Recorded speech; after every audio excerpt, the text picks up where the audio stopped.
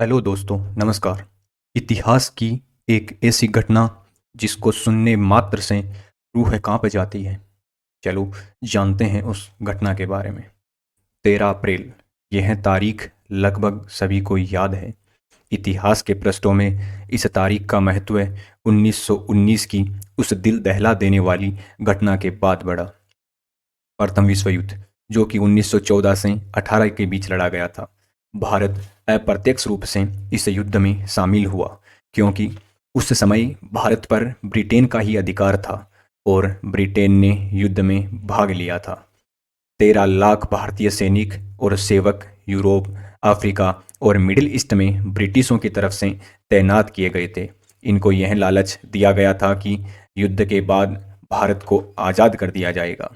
युद्ध समाप्त होने पर भारतीय नेता और जनता ब्रिटिश सरकार से सहयोग और नरमी के रवैये की आशा कर रहे थे, परंतु ब्रिटिश सरकार ने मोंटेग्यू चेम्सफोर्ड सुधार अधिनियम लागू कर दिया, जो इस भावना के विपरीत था।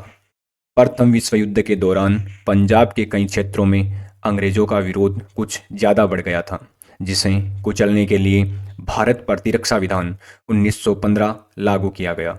यह नियम वर्तमान समय के आपातकालीन नियम की तरह था।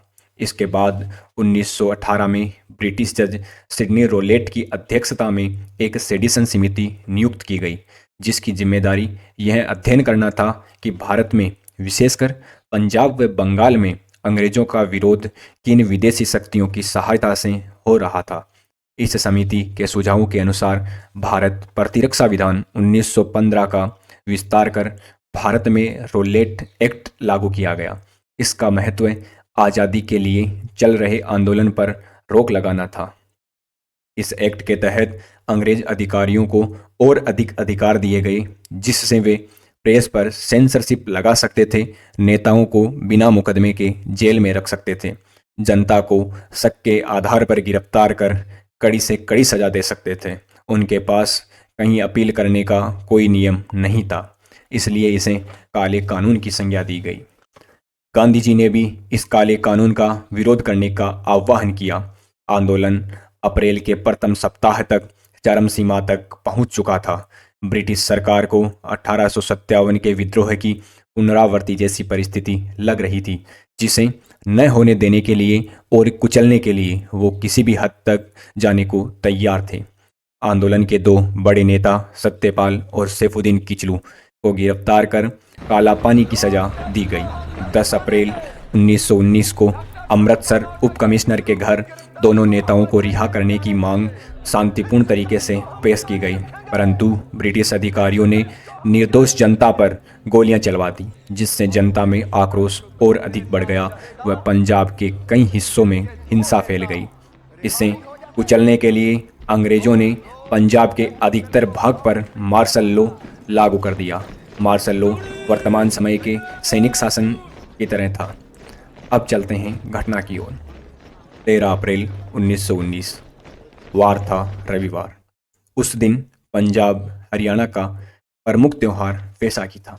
अमृतसर के जलियांवाला बाग में एक शांतिपूर्ण सभा रखी गई, जिसमें कुछ नेता भाषण देने वाले थे। जलियांवाला बाग चारों तरफ मकानों से घिरा हुआ, बीच में खाली पड़ा एक मैदान था। वैसाखी के मौके पर लोग परिवार के साथ मेला देखने और शहर घूमने आए थे और सभा की खबर सुन वहां जा पहुंचे। जब नेता बाग में भाषण दे रहे थे, तभी जनरल डायर ने 90 सैनिकों के साथ बाग को घेरकर बिना चेतावनी निहत्थे किसानों पर गोलियां चलवाई। आज़ादी के दीवानों ने तड़प तड़प कर दम तोड़ दिया। इस नरसंहार में सैकड़ों लोग शहीद हुए व हजारों लोग घायल हुए। यह घटना ब्रिटिश इतिहास की निंदनीय घटना है। देश की स्वतंत्रता के हवन में वो आज़ादी के दीवाने आहूत हो गए। एकमात्र ब्रिटिश प्रधानमंत्री डेविड कैमरोन ने अपनी पुस्तक विजिटर्स बुक में लिखा था कि ब्रिटिश इतिहास की शर्मनाक घटना थी, जबकि उस समय के सभी अधिकारियों ने जनरल डायर के इस कार्य को ब्रिटिश अधिक सराहनीय माना और उसकी प्रशंसा की।